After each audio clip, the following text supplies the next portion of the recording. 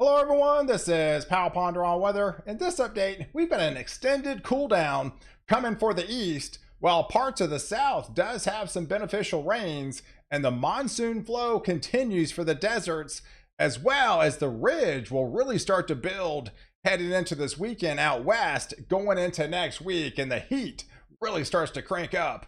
Welcome back, everyone. Pal Ponder on Weather here with another update. If you are new to the channel, I do detailed breakdowns, especially when it's really active. Things are kind of quieting down right now, but we're going to go over the overall pattern for the next 7 to 10 days. So let's take a look at the overall jet stream, what's happening in the North American view. And you can definitely see we've got the fairly significant trough that's going to be digging down here into the Ohio Valley off the East Coast. That is actually going to bring some much cooler conditions for them and really pleasant conditions for August standards. And it's not going to be a 1 or 2 day punch. It's going to be hanging around for an extended period of time, as the ridge of high pressure does have some weakness underneath right now, bringing some beneficial rains to parts of the south and to Texas, as the monsoon flow definitely continues.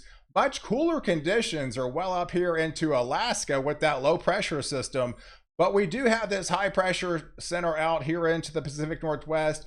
That's going to be moving across, really heating them up in a big way, and excessive heat advisories and excessive heat warnings are going to be coming back for this weekend for them. So now let's take a look at the overall picture of where we stand so far for summer. And a good chunk of summer has been plenty hot for a lot of you guys, especially into Oklahoma and Texas. This is the average mean temperatures. So basically how you would read this map, you would take the average low and the average high temperature, and you would divide it out since essentially June 1st, which is meteorologically summer. So all the way, we got about 3 more weeks to calculate the records.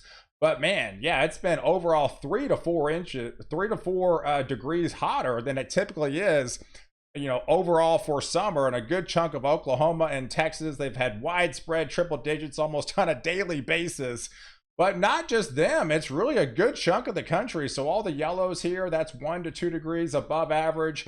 2 to 3 into the orange shaded. It's kind of hard to find areas below average, but there are pockets of them down here in some of the blue dots, especially in our far extreme northern parts of the U.S. into portions of Minnesota, getting into extreme portions of Wisconsin, getting into portions of Michigan, maybe into Maine has been average to slightly below average. But for the most part, it's been an incredibly warm summer, to say the least, by far. But things are changing. We are seeing signs of seasons starting to change, right? Yesterday, we had that pretty significant cold blast going up into Alaska. And this is Denali National Park up there in Alaska. Pretty sight to see. It did snow about 2 to 3 inches up there. It's not uncommon to see snow up there for this time of year, but it's also a sign, hey, it's August 10th, and this is, we're starting to see the beginning signs of some of the seasons starting to change. The sun angle starts to decrease.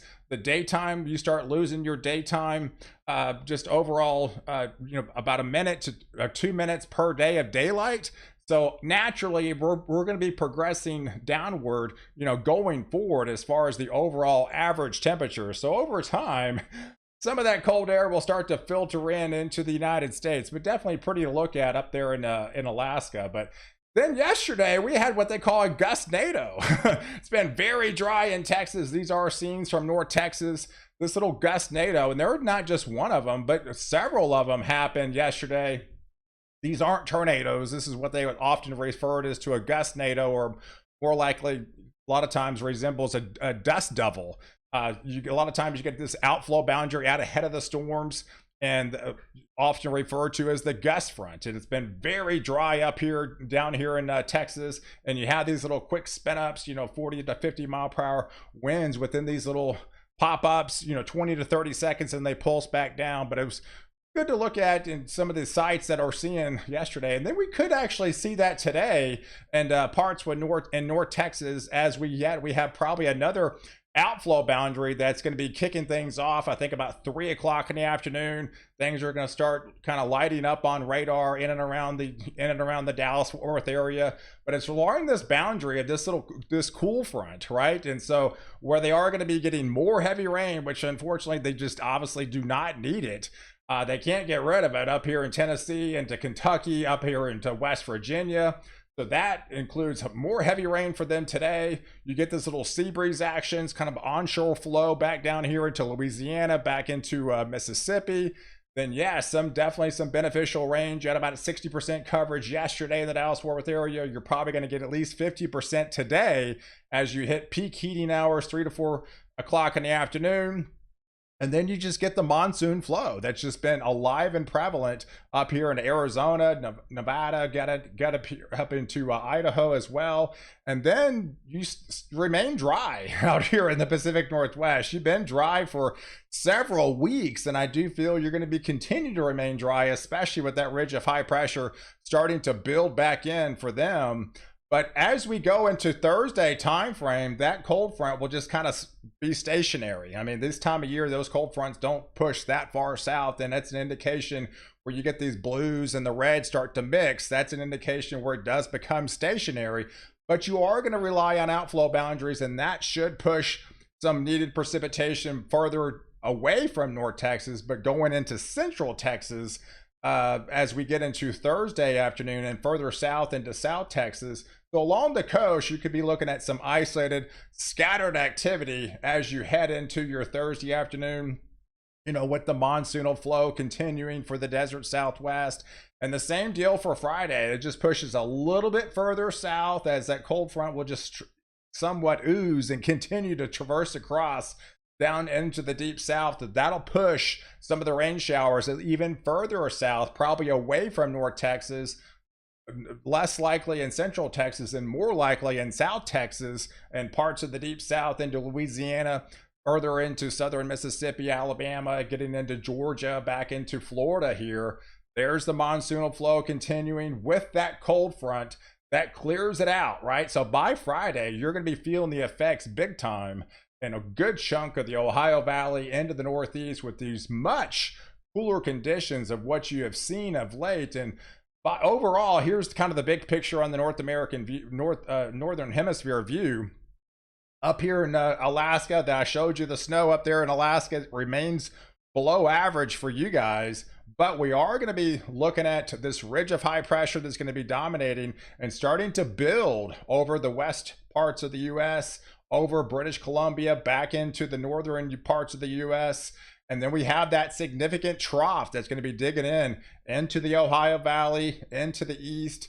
And this is going to hang around a while. I mean, it is going to be hanging around a while. But by the time we get into this weekend on Saturday, look at the high temperatures. These are high temperatures, folks. And yeah, this is the middle of August, and we're talking widespread pleasant conditions of 70s, 74, 77 in Ohio, 77 in Pittsburgh. That's a nice, pleasant day, folks. We'll take that all day long up here at far extremes of New England. So you're going to be looking at some very pleasant, conditions and temperatures, not just in the morning hours, but even in the afternoon hours as well. So all the heat that you've been dealing with as of late will be going goodbye, and not just for a day or two, but an extended period of time. But then the rest of us will be heating up in a big way.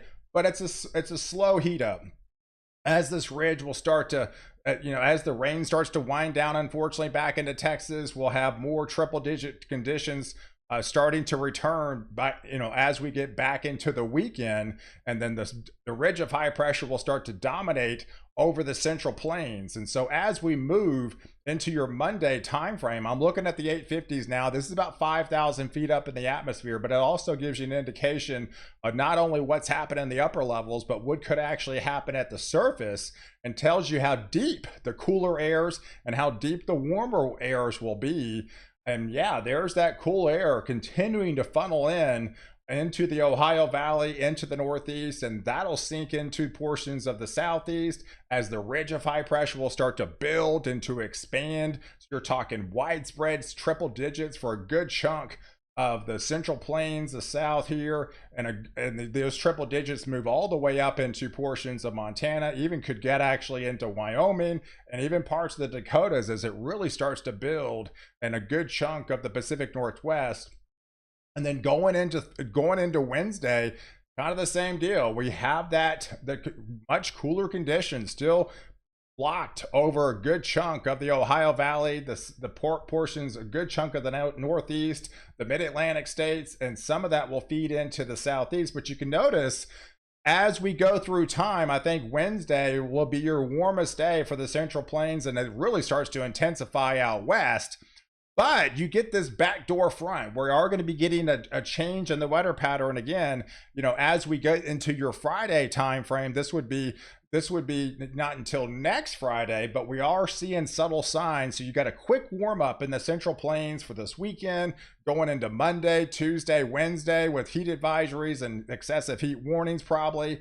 But we do have a pattern change with that backdoor front slowly oozing some of that cooler air and eating away at that ridge as it continues to shift. And you got these temperature gradients of, cooler than average conditions to the east, and then well above average conditions going to be building out of here into the West Coast.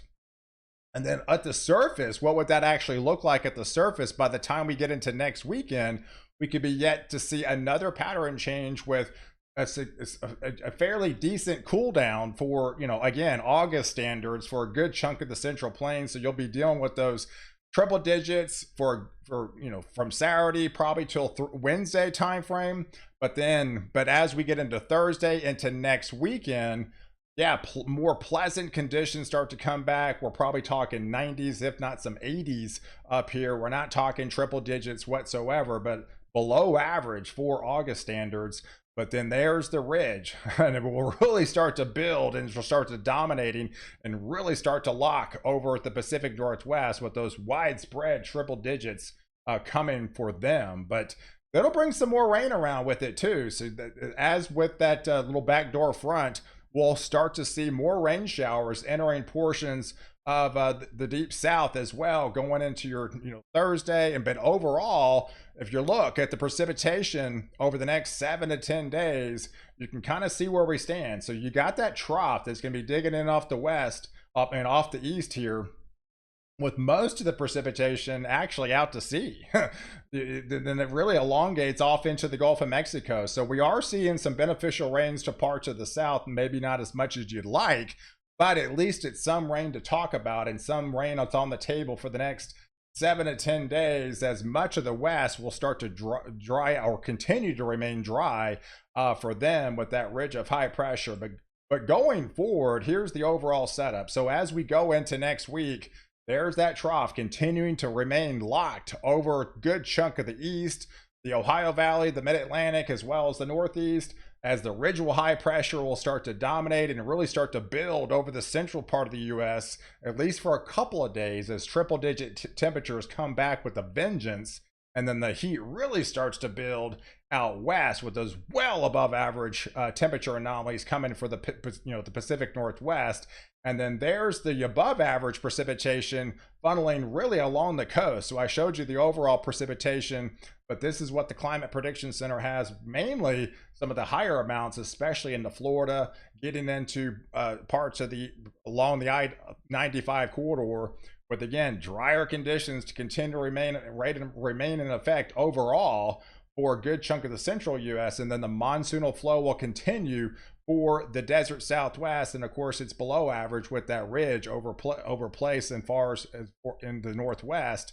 And then the same deal on the 8 to 14. So we have that extended cool down. So this is definitely an extended cool down by far. This could be over a 6 to 10 day period of below average temperatures coming for a good chunk of the really just pleasant. This is all this means is just more or less pleasant temperatures for this time of year. This would be likely into the 70s, if not low 80s. So definitely pleasant conditions coming for them, with the warmer conditions again locked over Texas, and again the well above average temperatures locked over a good chunk of the Northwest. And then there's your heavier rains as we get into middle of next week, with really along the coast here, mainly the heaviest rains will be out to sea, but along the coast we'll have some heavier rains as well. And then we'll try to get at least average rainfall for a good chunk of Texas coming back. With that ridge, the more the ridge moves away, the more sea breeze action and the more onshore flow from the Gulf you're able to get for portions of the South. So hey, I appreciate you guys watching. Do like this video. Definitely leave your comments below, and don't forget to subscribe to my channel. Catch the latest update where I protect you before and after the storm.